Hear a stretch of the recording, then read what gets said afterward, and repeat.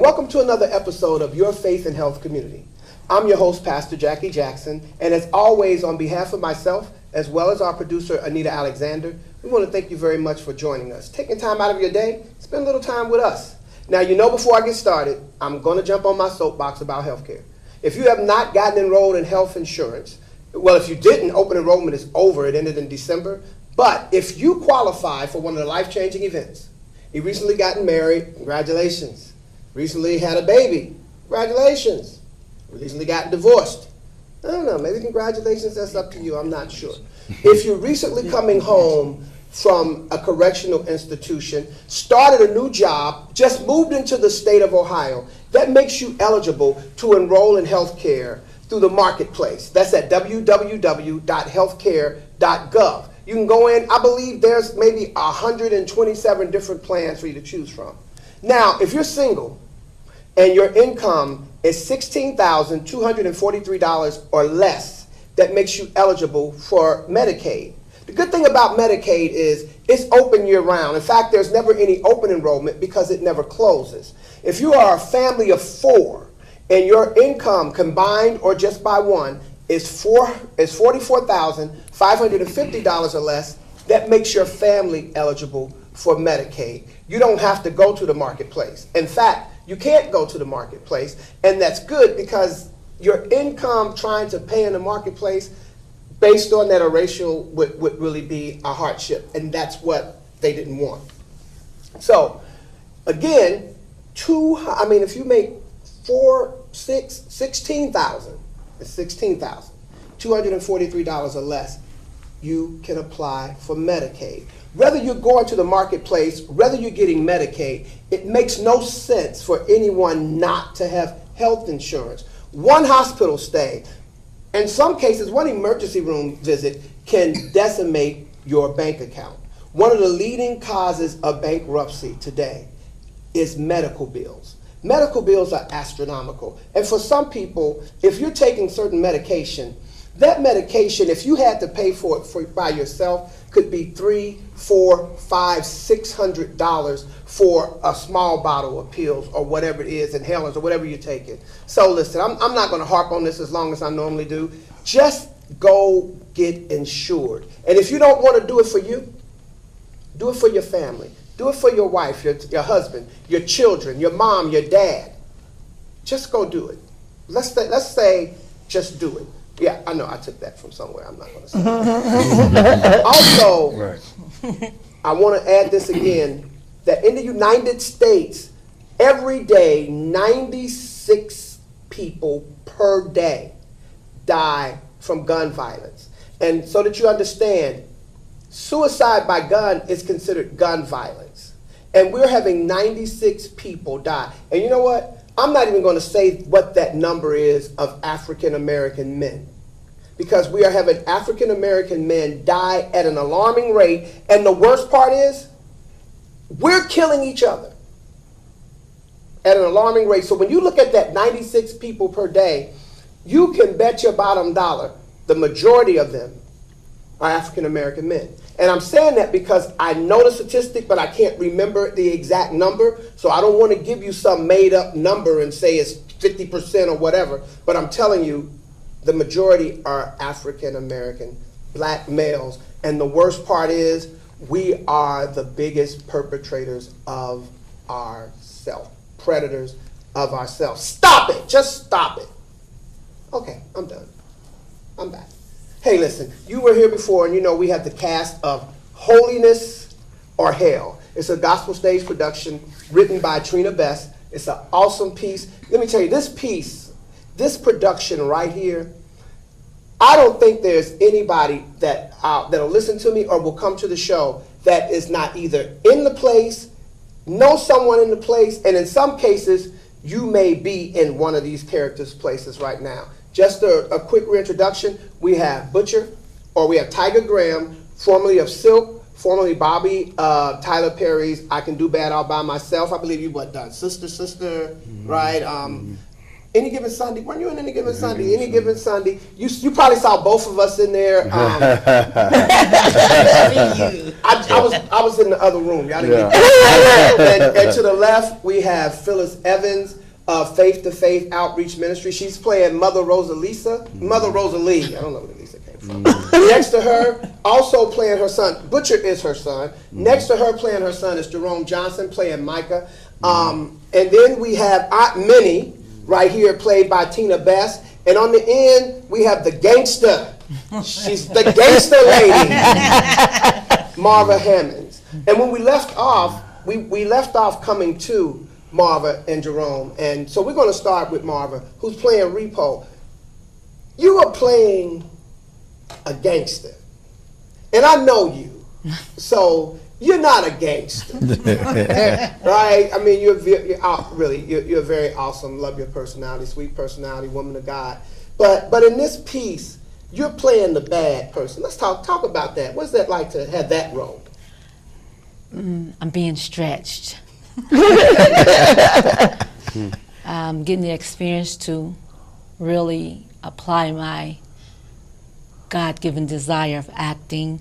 So to do this role, there is a God.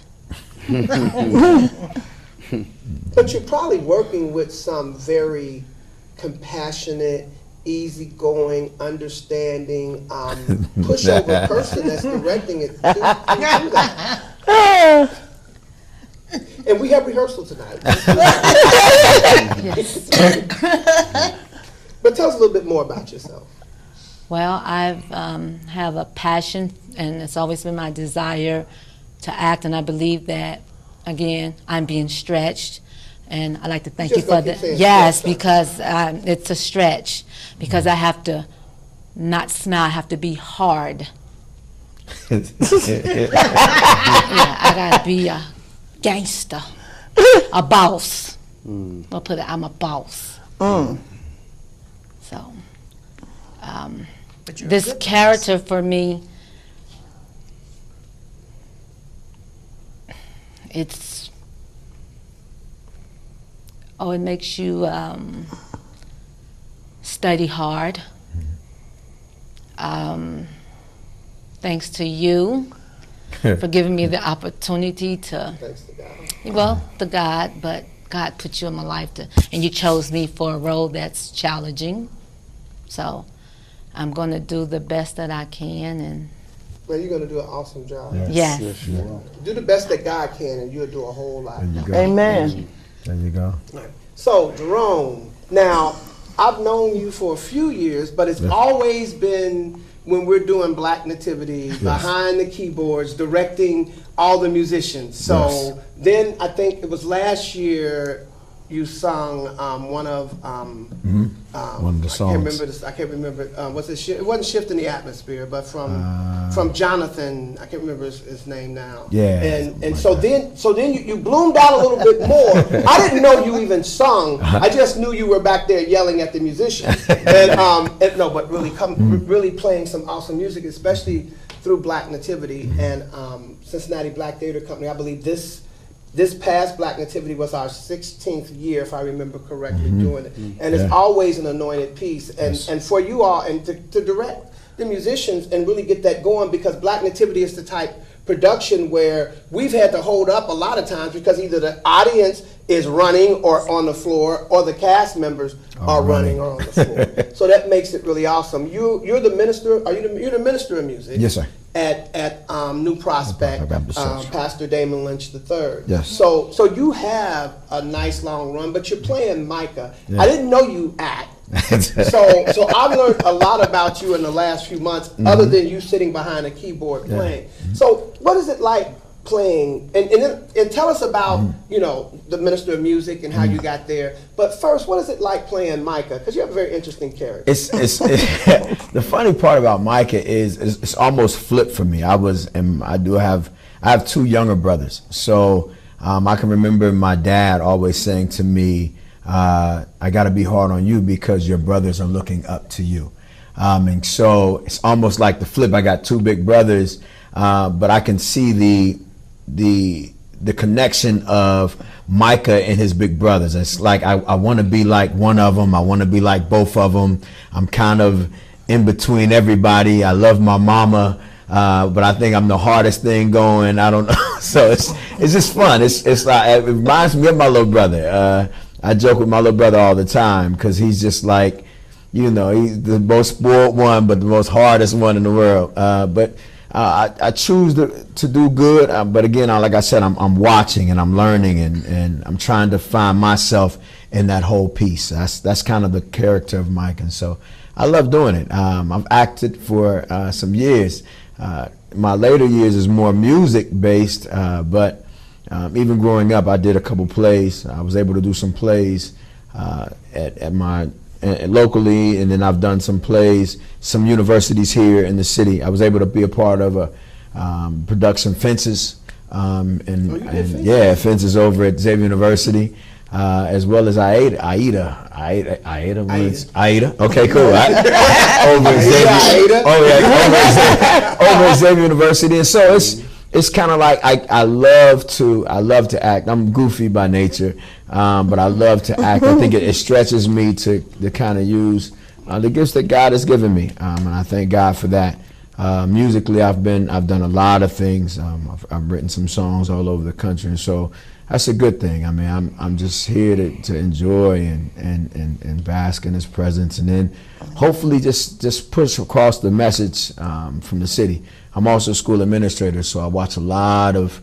I work with a lot of butchers. What school are you at? I'm with Don Community School. I got the shirt on, so he owes me for this. No, but Don Community School is a charter school here in the city, credit recovery school, and we really focus on changing the lives of our city youth, a young adult, and it's interesting because I see the butchers every day. I see them, and I work with them, and I try to get them to understand that life is more than what you see, and more than your environment, more than what you think you have to be. You got to just pray in and reach for God and let God kind of do the rest. And so that's kind of my everyday role outside of being the minister of music of the church. So I enjoy it. It's awesome. Mm-hmm. So Tiger. Yes, sir. Silk. I grew up on that. Right. And I'm not sure if I've ever heard a Silk song. I heard they're pretty interesting. Right. Yeah. I heard that too. Yeah. I heard that too. So let's talk a little bit. I know you guys just did Unsung. Yeah. And very refreshing. So talk a little bit about that. Especially, I think, and a lot of people know the artist once they've made it, right? Yeah. But not realizing the work, the hard work. Yeah. Sometimes to use that, the blood, sweat, and tears that goes into getting you where you're trying to go. Right. And people didn't just, although it may seem like to the audience, they blew up overnight. Right. There's a work and a process. Mm-hmm. So talk about Silk, but not just the multi-platinum part of Silk, right. But talk a little bit about the Silk that maybe was hungry. Yeah. That hungry part of Silk. Well, it was a hungry part of Silk in two ways. Because we were hungry young men, and like what people don't know, we're church guys. Mm-hmm. Our family is church. You know what I mean? My grandfather was a pastor, and almost 7 feet tall. Mm-hmm. You know what I mean? And we grew up in humble beginnings, but we didn't know too much about material stuff growing up. But we was always in church. And a couple of us got interested in the street life. And we dabbled and dabbled in that stuff and saw a lot of things. But the way Silk really came about was my father was, and it's crazy because we already had this conversation, how it affects me. When I was 18 years old, my father was shot in the head in his sleep. So he was taken away from me at 18. So I never had a chance to grow up with a father due to somebody shoot my dad in his sleep with the hollow point bullet, which is designed to eat up your brain. So once they hit him, once he was shot in the head, that bullet just destroyed his brain. So he had no time. He never came back from that. that because my dad was a singer in his own right too. And I felt compelled to do something to honor my dad's memory. So me and my cousins started the group Silk. That's how Silk got started. One day in the living room, and me and my cousin Jimmy, which is so crazy because, as you know, and I can just say this, he just lost his dad this weekend, which was my dad's best friend, and he was like my father, but not my father. And so it's crazy to even sit here and be talking about this situation, and you know it happened. But what people don't know about Silk is that we really try to be regular young men, but God had a call on our life for real, on our family. I come from a family of singers, a family of artists, a family of lawyers, doctors, politicians, police. Our family is blessed beyond our own measures, man. And the thing about us was we never lost sight of who we are or who we were. Silk does not define us. It's what we did and what we do. You know what I mean? And there were times that you know we didn't want to do it no more. You know, and you know, but what people don't understand about that is, you know, if you don't put stuff in perspective as an artist, as a singer or whatever, and you want to walk around talking about what you are and you want to poke your chest out, you ain't offending nobody but God. He gonna shut you down. And you know, a lot of people don't know why stuff happens. And we were not the only group that was out back then, but we were always the best group. Nobody could touch us. We was always better than everybody else. We argued, we fought, we were cousins, basically brothers. So we fought before shows, we did all that. But at the end, we realized that we had something special, you know what I mean? Even though a lot of us did certain stuff that deterred us from different situations, we never lost sight of the fact that we brothers, we family. And that kept us going. And I take pride in being able to just talk about it, because before Unsung, a lot of people didn't know the story. So we couldn't talk about it. But now people know the story, and they looking at me like, for real? I didn't know that, but that's what it is. But to make everybody understand how this works in this business, none of these artists that you see on TV, on the radio, got there without God putting them there. Amen. And what happens when you get there determines on how much you give him reverence for you getting there. That's when you fall down on it. When you lose focus of why you're there, he's like, okay, let me remind you that I am the I am. So let me take you up off that pedestal and sit you down for a minute. Then some of us recover and come back, others don't. In the case of Silk, everybody understands Silk ain't never stopped. You know what I mean? Cash is going through certain stuff, you know. And if you go look at the Unsung episodes, I'm not saying nothing that was not said. You know, we had a situation with drugs. We had situations with going to jail. We had situations with cats losing money. So we were very creative in making sure we could survive as young men. You know what I mean? And thank God we're here.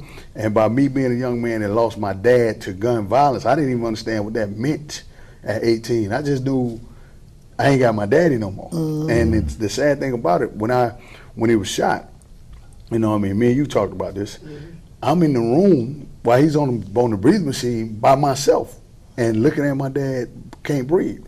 And he's breathing with the machine. And it's something everybody talk about. I say, man, I could not sing the way I sing now until after I walked out of that room.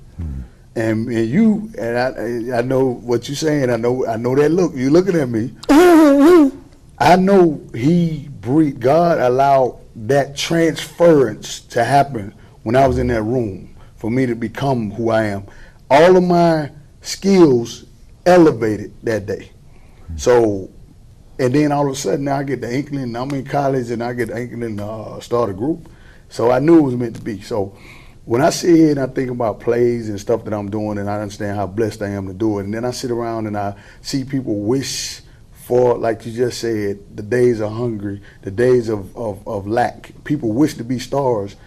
And I ain't putting nobody that's a star's business out there, but that check don't keep rolling in like you think it do.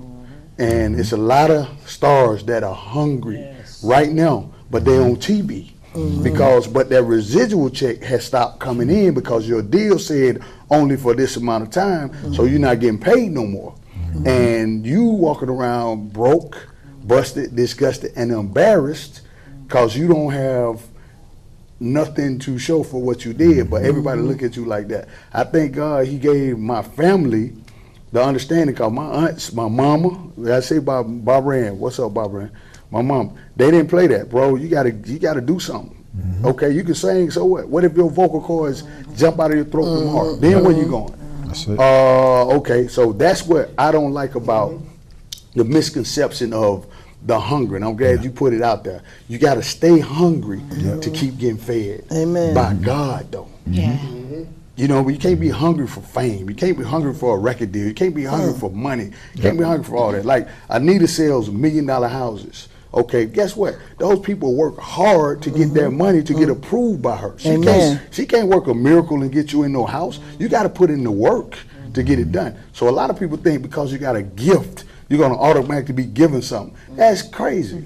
That's crazy. But if you don't understand that as a person and you glued to the TV, you want to be Beyonce and have no idea that that girl cannot do nothing but stay in shape. She cannot eat a hamburger or some fries and some ice cream and chill out, because guess what? As soon as they see her out of shape, oh my God. Perfect example, Janet Jackson. That's real life. If you're not working out every day, not eating stuff, drinking, you're not gonna do it. So that part of the stardom, and when you forget God is the reason for your gifts, you fall off, and your hunger becomes hatred.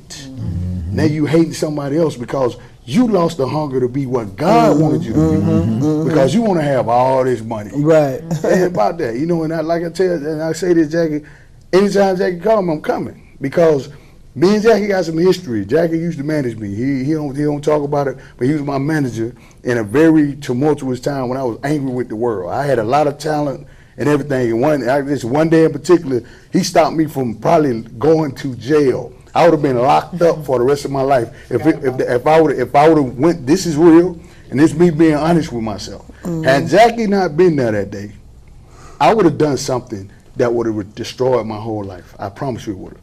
And I thank God for putting people like that in my life, when Jackie in my life. But when we talk about this hunger, man, and I tell everybody this, and this is something you can take from me forever. If you lose the hunger to please God, you dead anyway. That's it. You already dead. You already dead. It don't matter who. Can't no gun deal with you like God can. Straight up. Gun violence is real, but if you lose sight of who and what and why you are, it's a wrap. What do they say? Fear not.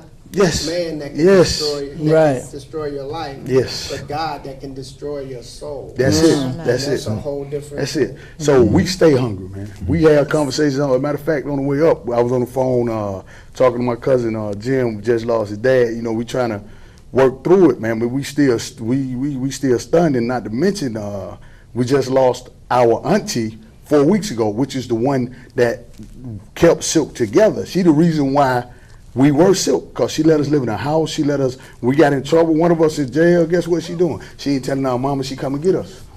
They didn't even know we were locked up. Well, all they thought we was at her house. Just lost her 4 weeks ago. So to lose someone that was so instrumental in our growth and understanding, and then come around and lose this situation, it put everything in perspective for all of us. Right. And I'm glad I'm here. I know I was booked for this show a long time ago, but now it's like I needed to get away and get around people that gave me the good energy so I can stay focused, because it ain't easy dealing with tragedy like that, and especially when you're meant to be strong. They don't look at you like you got a break. Everybody want to be a superstar, but superstars break down daily. Yes, they do. Yes. Why you think they go to crazy? Why you think people go to suicide? We were talking about suicide. They go crazy because the expectation is so great. You can't do that stuff, man. You human. You know, God, you not God. So how can you great? So I'm gonna stay hungry until I can't stay hungry no more. Amen. So that's where I'm at. We're gonna do that too. Amen. Just real quick, because we have about 4 minutes. So what I want to do is I want to start with you, Jerome. Okay. Just real quick about this. Just something real quick about the school. Let's talk about that. Just quick about it. About Don. Yeah. Listen, Credit Recovery School, I think this is kind of really the new Millennium School. I mean, we come in, we encourage anybody who is lacking in credits, anybody who's looking for just a new start. We have multiple programs at our school. So we teach 9th grade through 12th grade, but then we also teach, we have opportunities from 18 to 21. And then we also have a program called our 22 Plus program that's 22 all the way on up, that you get your diploma. It's not a GED program, it's a diploma program. And so we've had, since December, we've graduated 400 and some odd students. Since December this year of 17. And so please come check us out. Even if you're an adult, again, come check us out. I mean, we have multiple campuses here in the city, and so we can meet you in your need as far as where you live. I mean, it's just amazing. So come check us out. Where's your school? Amen. Listen, holiness or hell. You got a choice. Choose you this day who you gonna serve, because that's going to determine where you gonna live eternally. Amen. Throughout eternity. Yes, Lord. Holiness or hell, June 22nd and 23rd. June 22nd at 7 p.m. June 23rd at 2 and 7 p.m. Come out. Come see Tiger Graham. Come see Phyllis Evans. Come see Tina Best. Come see Jerome Jordan, and come see Marva Hammonds. You won't see me except I'm walking around, but you can come see me if you want to anyway, right? Listen. For real. Get health care. For real. Get health care. Your health goes, everything goes. You can be as rich as Bill Gates, and if your health goes, all the billions will just go to someone else and you'll be gone. And I don't know if I'm talking to any billionaires, but you are a billionaire in the blessings that God has bestowed upon you. Amen. And so we need to be good stewards of our bodies. We need to be good stewards of our hearts. We need to be good stewards of this temple that belongs to God, right? So listen, on behalf of myself and our producer, Anita Alexander, I want to thank you again for spending time with us. I want to say to you, stay faithful, stay healthy.